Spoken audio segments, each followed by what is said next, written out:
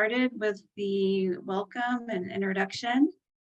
So as I said, we are excited to have you all here. My name is Alice Jansen, and I'm the Education Director with the Texas Children in Nature Network.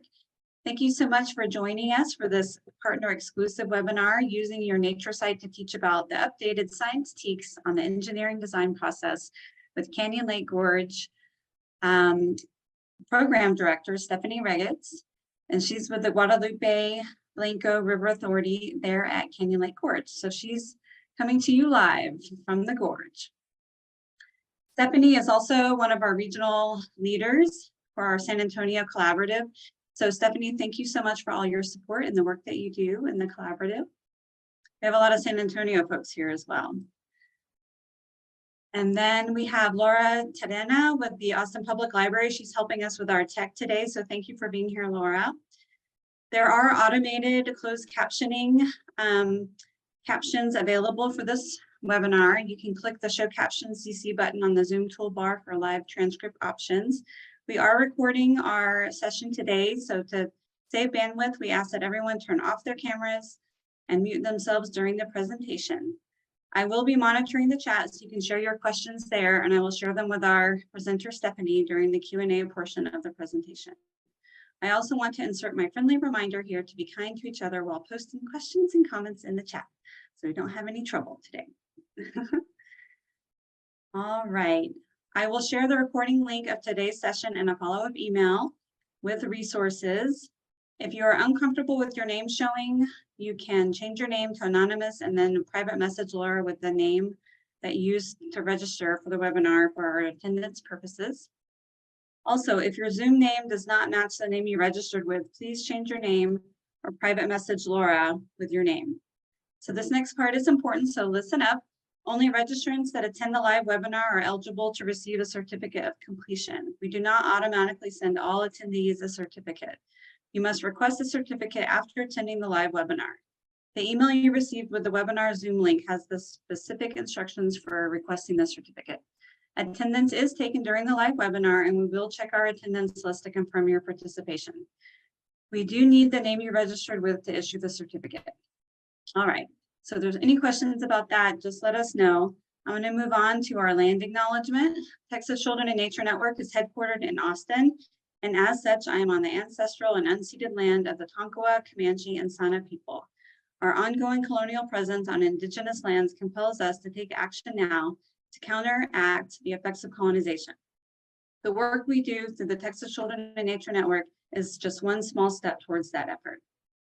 I will also put some information in the chat here in a moment to learn more about land acknowledgements and also these indigenous peoples groups. So again, thank you so much for being here this afternoon. We're excited to get started. So with that, I'm going to hand it on over to Stephanie. Thanks, Stephanie. Thank you, Alice. So hi, everyone. Welcome. So I am Stephanie Regets. I'm from GBRA, Guadalupe-Blanco River Authority. And I want to thank everyone for attending and TCIN for putting this together so that we can share a little bit about our history out at the Gorge and some programs that you can maybe use in the classroom with this coming fall semester with the new TEKS. So let me share my screen.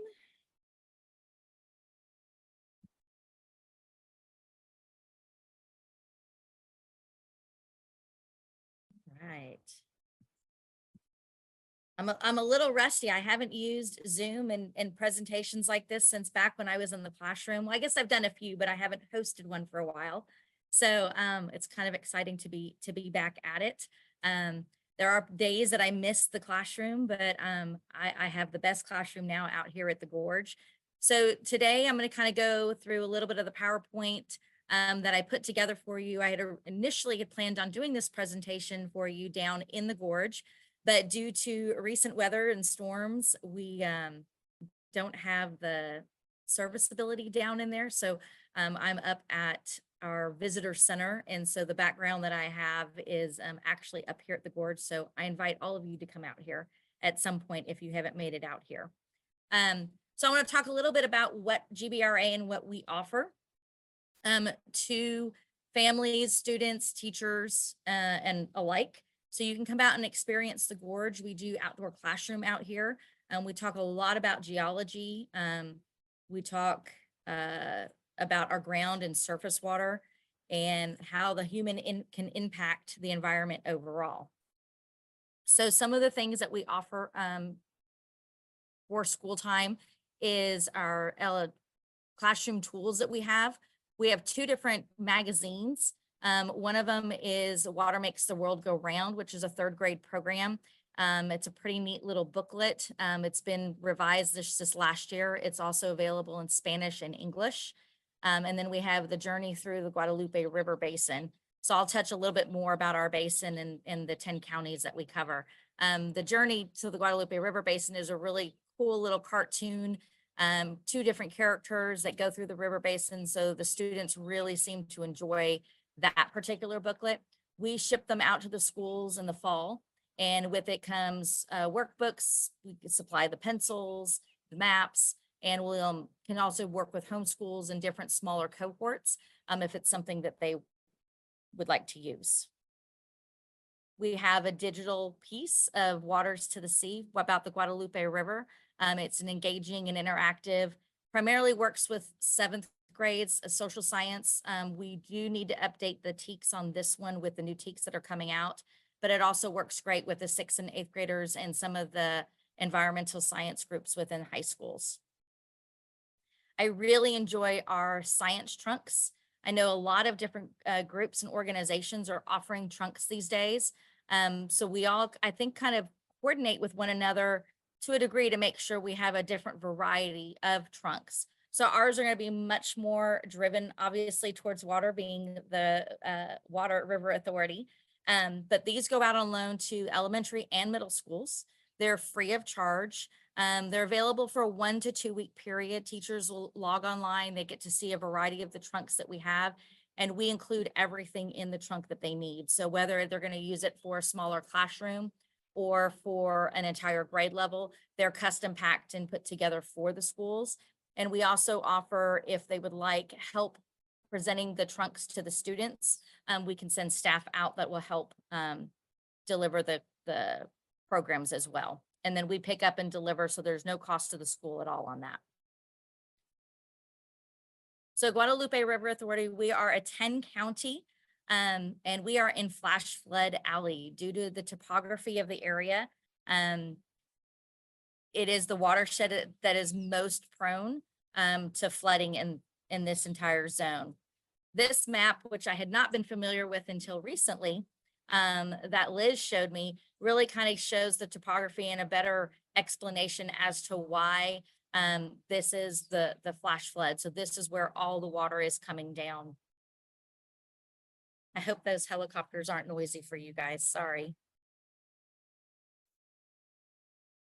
So we're going to talk about the Canyon Dam and the reservoir and how it was built.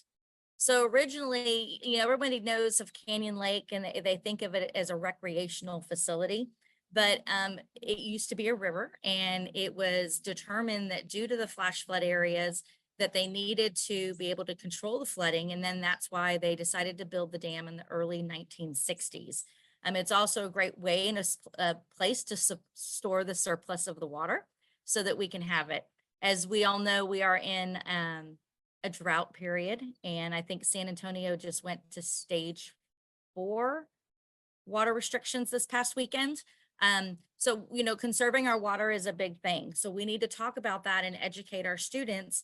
And then what do we do to protect the water we have? If we could all be in East Texas, Northeast Texas right now, right? They have an abundance of water. They have flooding going on. If we could just find a way to pipe that water over this way, then maybe that would help us out a little bit. So the dam was constructed as a collaboration between the U.S. Army Corps of Engineers and GBRA. So like I said, it started in the early 1960s. There actually was a town, past tense, under the lake when they built it, and it took up 3 years for the lake to fill. So if you think right now how low it is with the drought, I hope it doesn't take 3 more years to fill us back up. But it's quite a bit of water that we're able to store and preserve for all the residents and the water users even downstream. So this gives you a little more statistics on the actual dam itself. It's considered an earth roll dam. There's very few of these in the country. Liz, my partner, is standing off here. Liz, how many earth roll dams do we have? Just a handful. There's just a handful of the construction style of this kind of a dam. So when they created the dam, they actually brought earth in from their surrounding areas here, packed it down, literally rolled it with machinery, and just kept adding and building on top of it. So the height of it is 224 feet. And the lake spillway capacity is at 943. So right now we are sitting at about 58% of capacity. So we need a significant amount of rainfall in order to get us back at that. Our hydro plant, which is right across the way from the dam, we release water downstream. And right now we're at 90 cubic feet per second. And so what that means is, if you can think of what a basketball looks like, that's a cubic foot. So we have 90 cubic feet going through the hydro dam right now to send water downstream. In order to be a recreational, the CFSs on that typically is around 120. That's where the tubers really kind of like that water flow that's going. So we're not quite there yet. But as we're pumping that water out, we're not having the same amount of water come into the lake. And that's part of the reason why the lake levels are dropping right now. So I'm going to talk real quickly about the creation of the gorge. So in the 4th of July weekend of 2002, we had a massive rainstorm that sat just above our recharge zone and dumped water over a week period. So they watched and monitored it. They knew the water was going to come across the spillway. So they started to evacuate the Canyon Lake area. Because it was 4th of July weekend, everybody was there, right? So in true form and fashion of Texans, they packed up all their stuff and they decided to go down River Road and continue their 4th of July celebrations down there, because it's 4th of July and River Road, flash flood alley, what could go wrong? Well, when they realized that the water was going to go over the spillway, they went around and had to evacuate everyone. So we're very fortunate and blessed that up here in this area, we had 0 loss of life because they were able to evacuate the area. Unfortunately, downstream in New Braunfels and Seguin, there were several people that drowned that didn't heed to the warnings of the water. Once the floodwaters receded,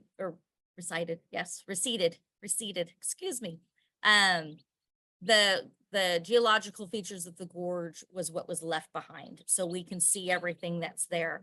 That was when they first discovered the dinosaur tracks that we have up on the spillway and all the different layers and the features that we have with the Balcones fault line. Sorry, I'm losing my train of thought here.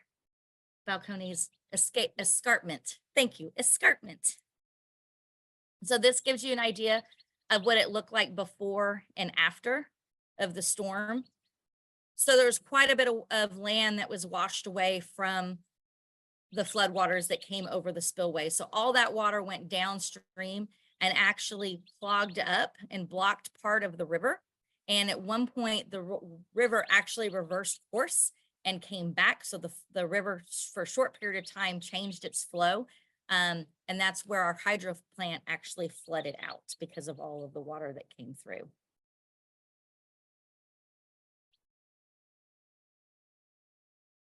So here's a cute little slide. This is a couple of the people on my education team. So I have Elizabeth, who's my tech support here, that's kind of standing by on the other side, helping me. Michelle Darnell, she goes out and helps me quite a bit with our different school programs that we have. And then I have a whole another set of team that's here at the Gorge. I have Joe, John, Anna, and Michael. So depending on what program you're doing, if you're coming out here for a guided tour in the Gorge, or you're coming here for a school program, I've got a pretty large team that helps us with all of that.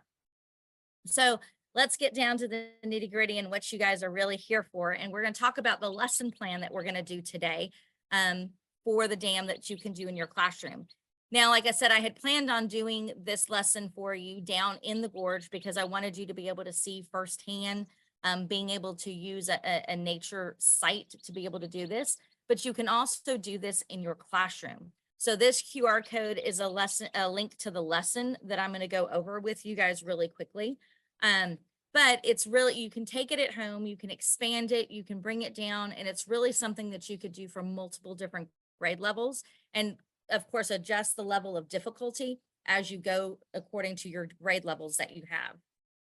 So since I was a prior STEM teacher, we would do different STEM lessons and STEM classes on Fridays at school. So all my students would come in at least once a month to do a STEM class, and we would really break it all down to an engineering design process.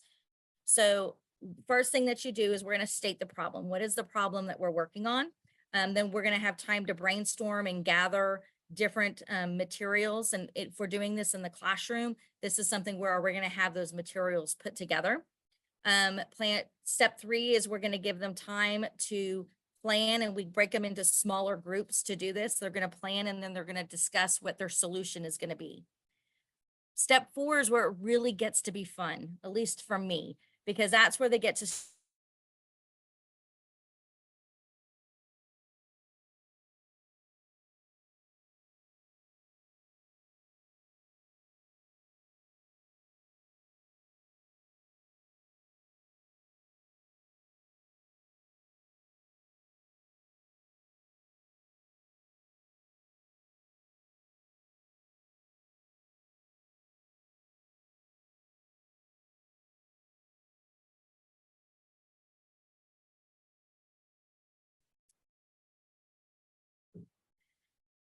So one thing that we did here is we went and gathered different materials for the classroom setting.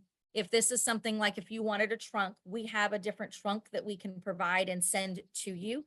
And we would have all the materials that would be in there so that you can break your students up into smaller groups.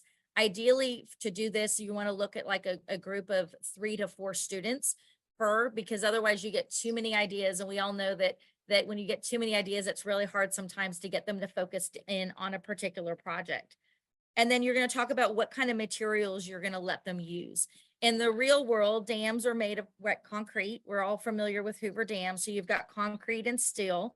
You have wooden dams, older wooden dams. You have soil dams. Like I said, our Canyon Lake Dam is an earth roll dam. So dams can be made of all different kinds of materials. You can also talk about a beaver, and what does a beaver use in nature, right?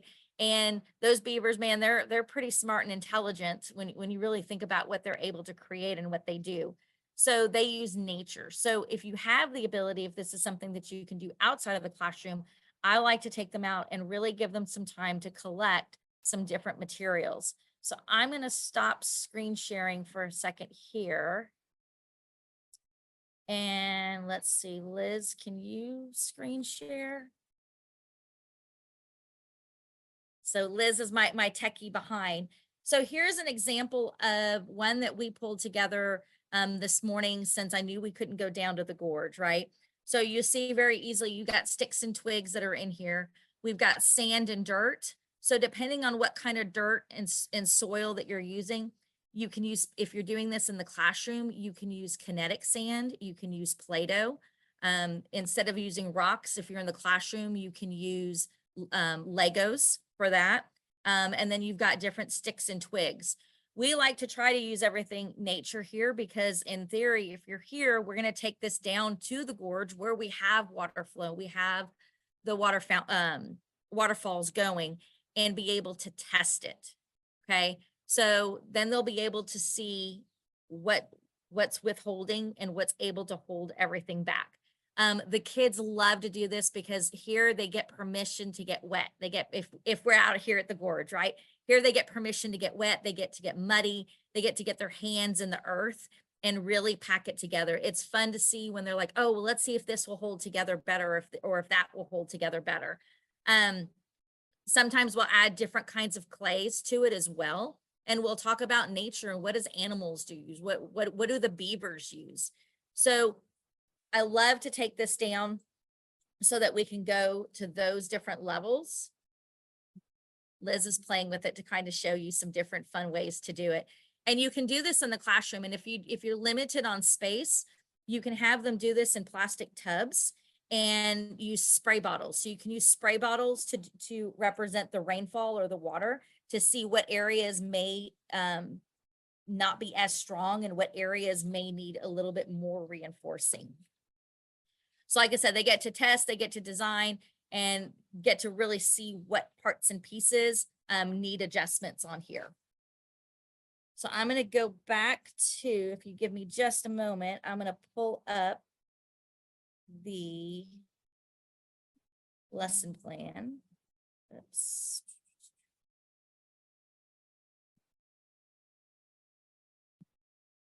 Where it's supposed to go.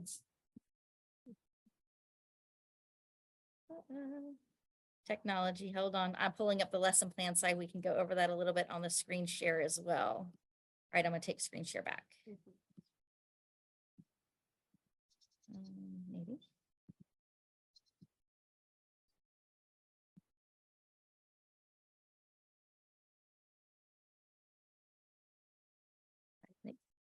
Are you still on? Oh, there it is. Dun, dun, dun.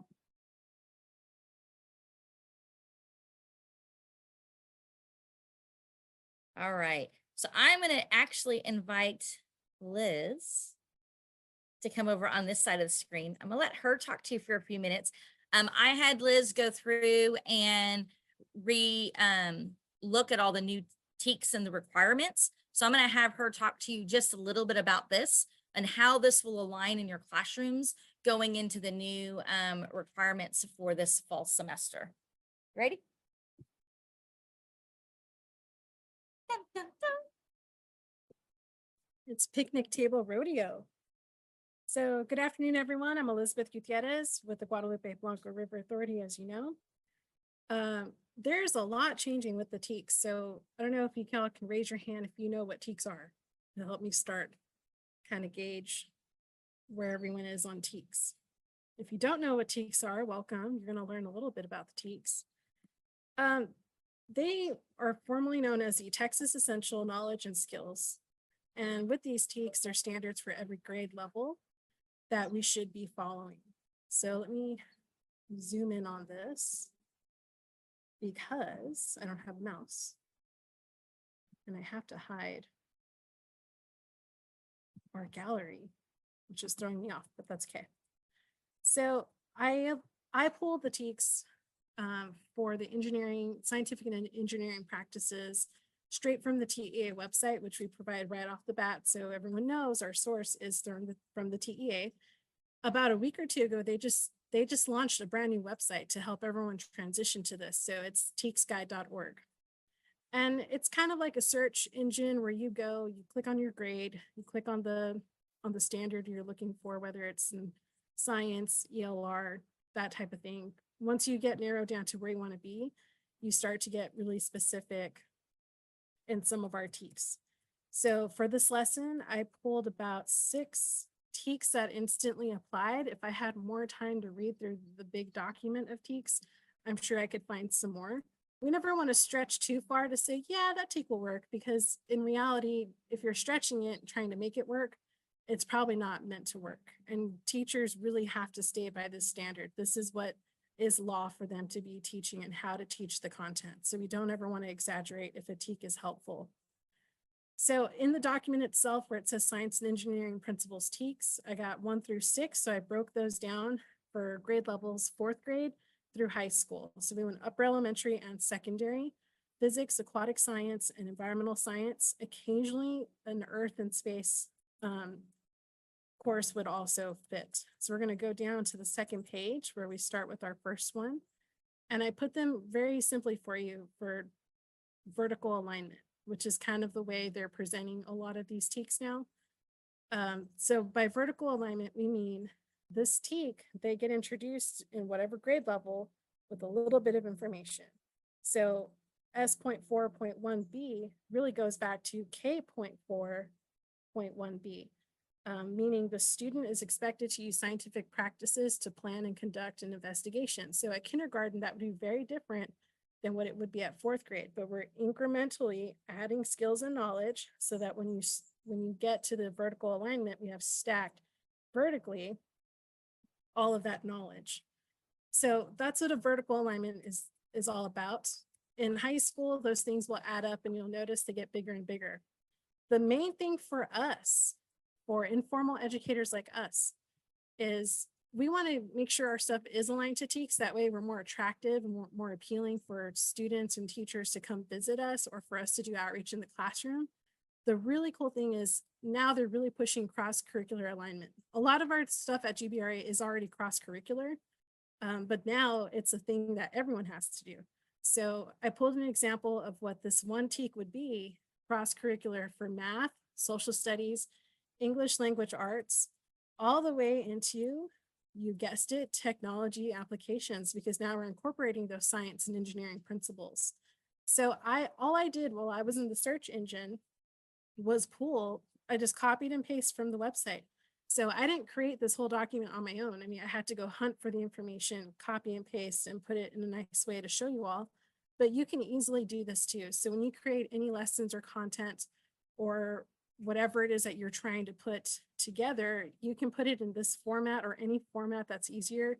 I threw this together for the webinar, so it's a little bit extra, but you can always provide that when you do a teacher training or professional development with any informal educators, like, hey, you do this lesson, it's already aligned, you're good to go. And you have this information here to back that up. I'm going to skip down to another one that's going to show some of the TEKS are heavier than others. And I want to show the big difference here. So what they are looking for in middle school is going to be a little bit thicker. But when you get to high school, if there's some type of component that they have to do in that class, it will be listed out. So because it was a DAM lesson, I wanted to make sure that, mapping or GPS units or something to do with LiDAR or sensors with lasers trying to measure if your dam is straight. Those are practical skills that we would use here at GBRA or the Army Corps of Engineers to build that dam. See, there's a lot of tools that would be needed. So that's why sometimes some of these paragraphs will be really thick, because it's literally going to list every single tool. So this is the only one that is that thick, so don't get scared. But I did put examples of like 4th grade, 5th grade, 7th grade, so you can have an idea of what it looks like for each grade level. And you can go back and recreate this on your own on that website. Play with it, get familiar with it. It is your friend.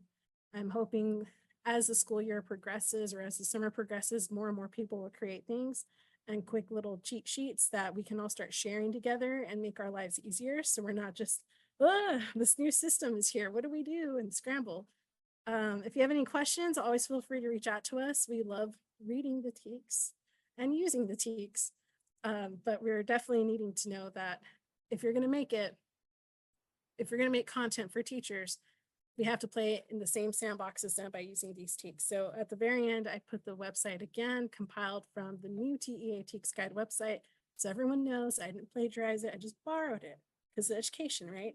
Does anyone have any questions? I see the chat is blowing up. Yeah, we'll get it. So I'll just hand it back to Stephanie. Y'all can just throw your stuff in the chat as needed. And now she's back. All right. Thank you, Liz. All right. All right, so that's a lot of information to throw at you guys all at once. So ideally, right, in a perfect world, I'd love for you guys to bring all of your students and all of your classes out here. So that's something that we can do out here in the Gorge. But that's not a reality, and it's not easy for everybody. I mean, we're limited and taxed. I know there's a shortage on substitutes, there's a shortage on transportation, there's a shortage on so many different levels. So that's why I said where we can offer you a trunk. And with that trunk will come with all the supplies that you need. So all you have to do is ask for it, tell me how many students you have coming, and we can send the trunk to you with the lesson plans and more things broken down into it. But you can also take it up another level and we'll come to you to your classroom and do the same presentation for you. So just like as if you were out here during a field trip or an outdoor classroom, I would bring staff out to your campus and allow you to do a rotation through, and we could do this very same lesson for you in the classroom to kind of help you if you have limited resources. But ideally, we want to get everybody outside, right? We want to get our hands dirty. We want to play. Who doesn't like to play with sand and dirt? Well, I guess maybe a few people don't like to play with sand and dirt. But, and that's where we can bring in Play-Doh and we can bring in some other different things. Also, again, depending on what grade levels that we're talking about. So with that, I'm going to open it up for Q&A.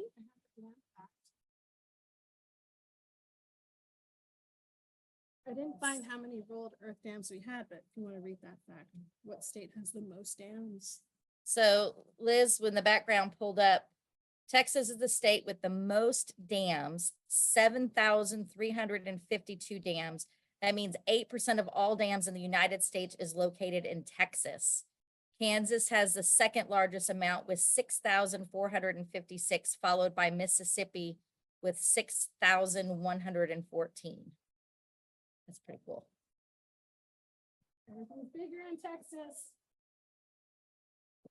All right, so I'm going back to look at some of Q&A.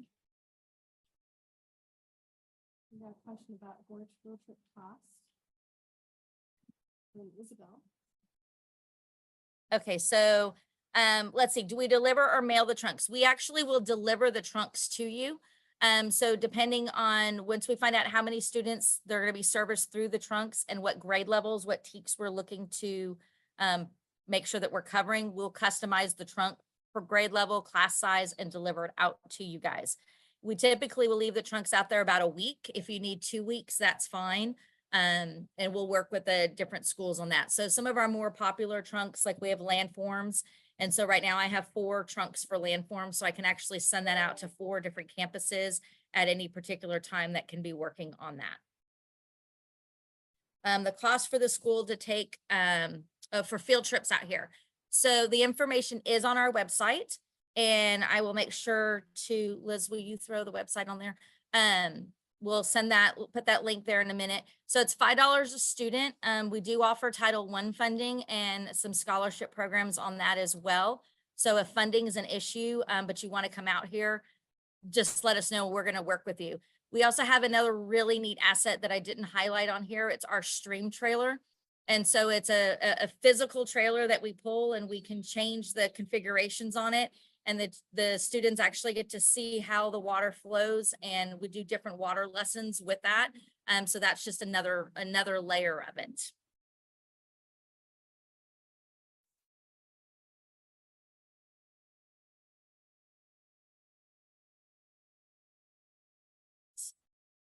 All right. So we did have a question that popped up if you wanted to take it, if you were at a place for taking questions. Yes, absolutely.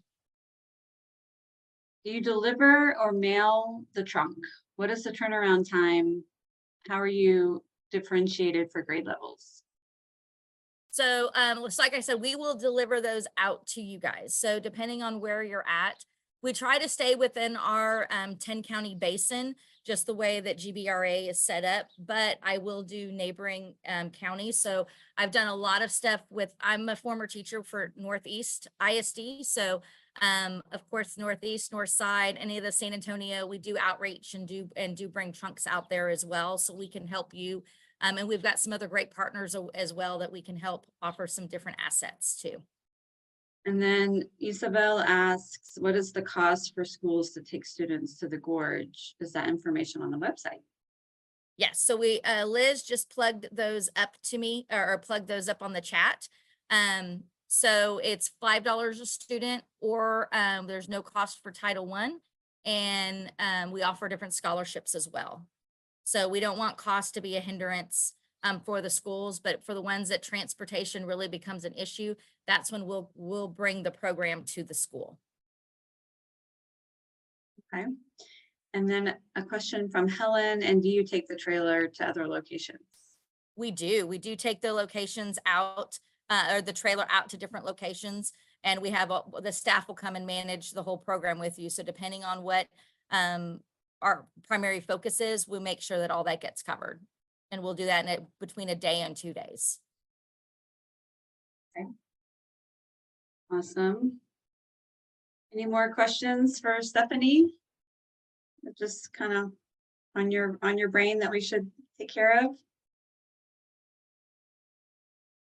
So a lot of information that we threw in a very short period of time. Okay, is there anything that you want to go back over?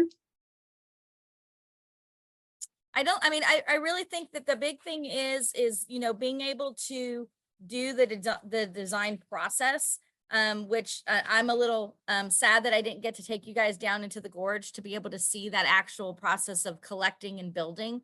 But it's, Liz, what, any other? I'm just answering in the chat how long trunks go out in weeks times. Anything else you want to add to this particular lesson? We really just want them to be out there and having fun. You know, the design process and the engineering with all the things that are going on and all the changes with the TEKS and the requirements, engineering is the new buzzword, right? So STEM and designing, those are all the new buzzwords and focuses. And so really you can take just about any of the lessons, but I really like the dam lesson because it's hands-on. It gets them designing and creating and gets them brainstorming within each other. You know, you're finding what a problem is, figuring out what the problem is, and then finding a solution for it. And all solutions don't necessarily work the first time, right? So really being able to have the time in the lesson, and I know time is of essence with all classes, and being able to really give them the time to create and build and test it completes the full cycle of the lesson, because then you can really hit in on the buzzwords and the vocabulary words. And so that way you're doing those impressions more than one time and in different ways. Yeah, this lesson seems like it's perfect for the new engineering process TEKS, like it was designed for those TEKS. So from folks in the audience, are there any lessons that you all have that could easily be translated into something that's hands-on and would meet those new TEKS that you're already kind of brainstorming about that you might want to share?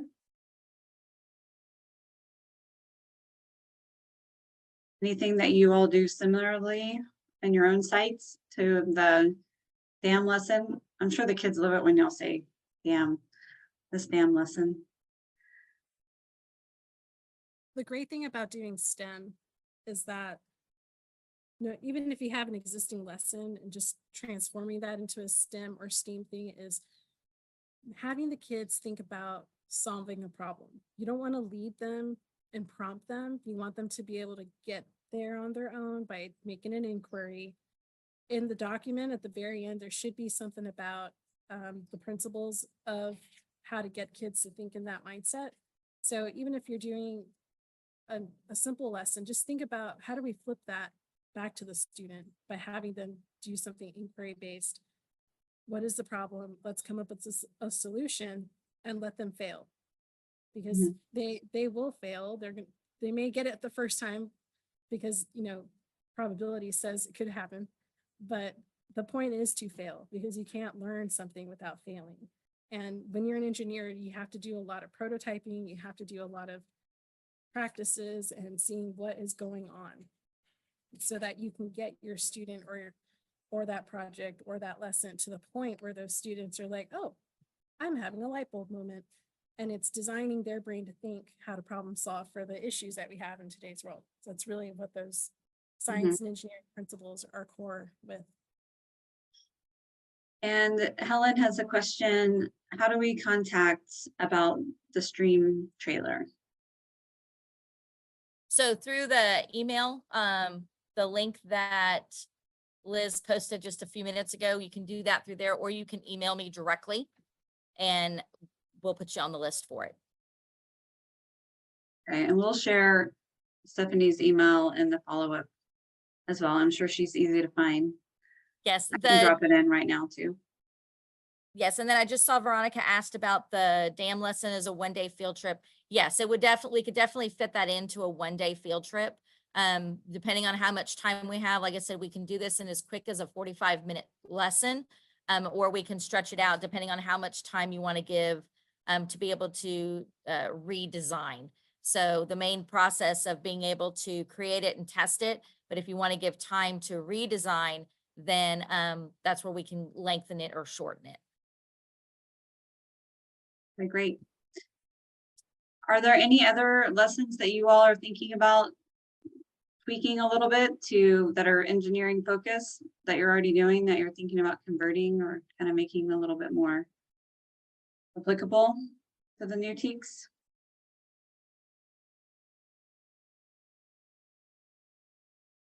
Any existing lessons that maybe you're like, oh, this would be a good one to align with the new TEKS? Or you just muted yourself? Oops, sorry. It's okay.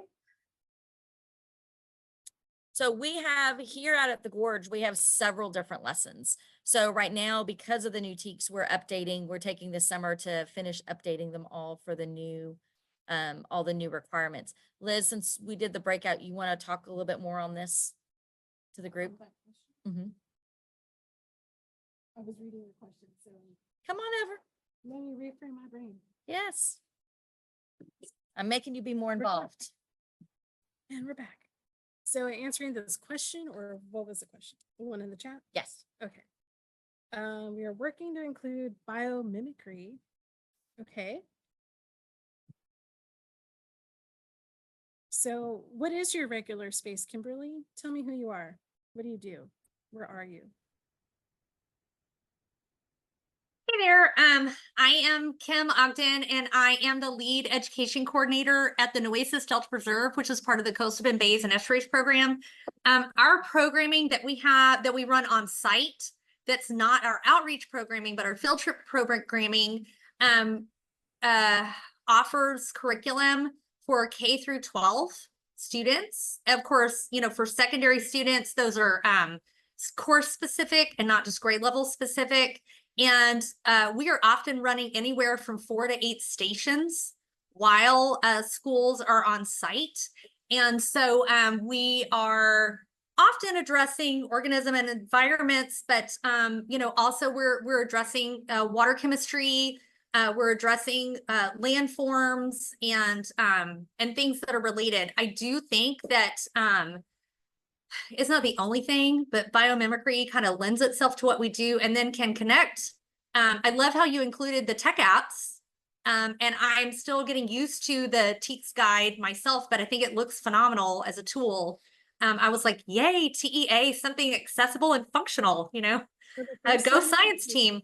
But anyway, so we're still working on that too. We really feel like our discovery learning based curriculum is still relevant. It just needs to be revised to fit the new TEKS. There are a few things like where I think soils was moved from either 4th or 5th grade to 3rd grade.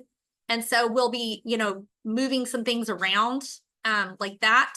But we're excited to do that. We do serve a 12 county region. So one of the things we're going to have to do, and we've talked about doing trunks in the past, you know, we can't really accommodate any more kids on site. We had thousands of kids and teachers out this year. So we're out of days that we can schedule. So we need to expand our outreach program. And so I'm returning to this trunk idea and really appreciate you guys sharing what you've done so far. So our trunk program came out of necessity because of COVID. We couldn't go to the classroom. They couldn't come to us anymore. So we thought, well, let's just put the field trip in a box and see how it goes. And then it just took off from there. The nice thing about the way the TEKS are now, so it sounds like you do a lot of programming that we do. Everything's still kind of the same. It just has a new name, or it may have shifted over. Some of the TEKS got a little shorter. Some of them got combined. So all of our content is still relevant. It's still place-based. It's still hands-on science. It's still getting kids outside, something tangible so they learn something. It's just a matter of like, okay, so I'm just throwing random numbers. They don't mean anything. But like if TEK 5.27, which talks about XYZ, is now turning into TEK 5.91, but it still has the same word, you just have to like figure out the puzzle. So it's all like a new cryptic, reorganizing your content. Leave it the same, but you're just making those little decimal point changes on your TEKS to get them back to being updated. The new guide is very well done. And when we were at the TEAC providers meeting, Liz Baker and her team, they worked really hard. And I want to say it took years that we didn't know, because the last stream alignment was a couple years back, probably like 4 or 5. So I feel like they've been working towards this, and it is so user friendly instead of the long PDF that lasted 3 miles. Whatever they did, I don't know how they did it. It's still glitchy. It is in beta mode. If it messes up on you, just hit refresh and start over. Refresh your browser, reset the filters, and then pick what you need and just start copying and pasting. When I was trying to tackle the document for today, I thought, what is the easiest, quickest, best way for myself and for people to look at? That's just how my brain went. If you all make a better document, feel free to share it with the network so we can kind of bounce off. But I was trying to highlight, there's a lot more talk with vertical alignments. So with the new TEK alignments, the way they did it is that it's more obvious that they're vertically aligned, because they used to say it was vertically aligned, but then it was like, or diagonally aligned, or however it was. So there's been a lot of streamlining as well and cleaning up, and it's just a lot more user-friendly overall. And I know if I say this, I'll probably get flack for it, but they're very similar to the new national science standards. So the NGSS or whatever, I'm trying to think. No flack here. I agree. I would They're love to very see similar. a correlation. I can't find a correlation yet. I think there's just a movement and education to try to get everyone to be on the same page, because so many people, humans migrate. We move for different reasons.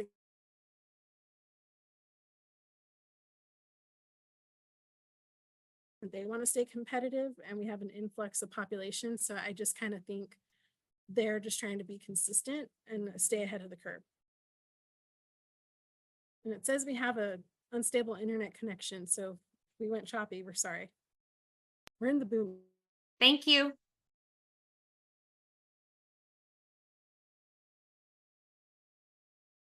So in the chat, and y'all may be keeping up with the chat, but Sarah is recommending that folks that aren't part of the TEK group, that y'all get signed up, because it's a great resource. So encourage you all to do that if you aren't already. And then I just wanted to read out loud that Veronica Guzman, they do a 3-hour wetland program for the local 5th graders every year, and she's looking into aligning it better. So yeah, I definitely want to connect with the TEK group to help you with that. Awesome. All right, any other comments or questions? I do have, while y'all are thinking about that, I do have some information that I'm going to put in the chat. We have another webinar coming up. It's one of our general public webinars on July 10th at 2. Since it's summer, we're just doing one showing at 2. We're not doing our evening one, since our teachers can more easily join us. So I have the link, and that one is called Tips and Strategies for ADA Audits of Outdoor Recreation Assets. That should be an interesting one for those of you that are at nature sites. And then I also want to share the evaluation for today's webinar. So just take a moment to fill that out. It's quick and easy. I'll also send that in the follow-up email. Let me see if any questions have come in. They're back. Awesome. Sorry, we've got a storm rolling in, so we've got lightning, and we're out at the lake, so we don't have a whole lot of coverage out here. It's the scared our wilderness. internet. Isabel says, thank you for sharing. I visited the Gorge many years ago, and it's a wonderful place. Love the educational component and excited to share the resources with our teachers. Awesome. And Sarah, thank you. Just a reminder to put in a summit session proposal. Those, the RFP for that closes on Friday. So we hope that you submit one. You can find the information on our website. I'll post that here in a moment. And let me get that. The last thing that I like to put in is that we are able to do these free webinars because of donations. We are a nonprofit organization, and we encourage you all, if you like what we're doing and you would like us to continue, to donate. It could be $5, it could be $10, it could be $1,500. We will take $1. So anything that you have to show your support, we will accept. So thank you. And we do have some time, so we can hang out and answer any questions that you all might have about RFPs. And I'm going to just quickly find the link so that we can share that with you all, make it easily accessible.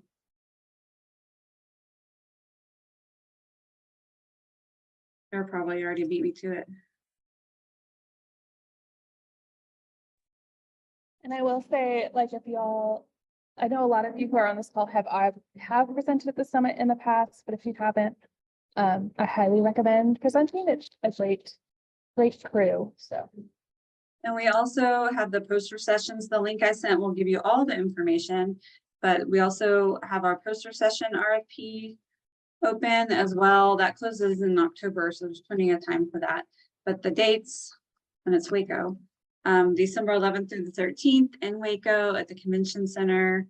We're super excited to be there. We have lots of wonderful workshops, our field-based workshops planned for you all.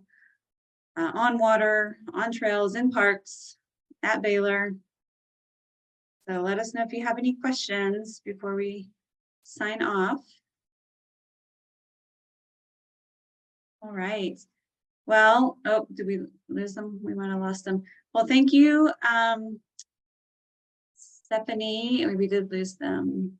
Oh, there they are.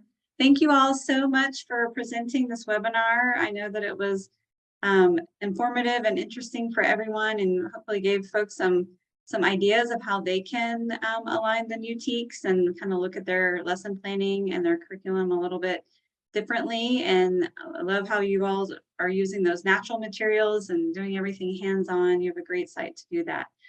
So thanks again, and I will be following up next. You're welcome. I'll be following up with the recording and some resources that we dropped in the chat, so be on the lookout for that next week. And you all stay dry and have a great rest of your day. We'll see you next time. Thanks. Bye, guys. Bye. Bye bye.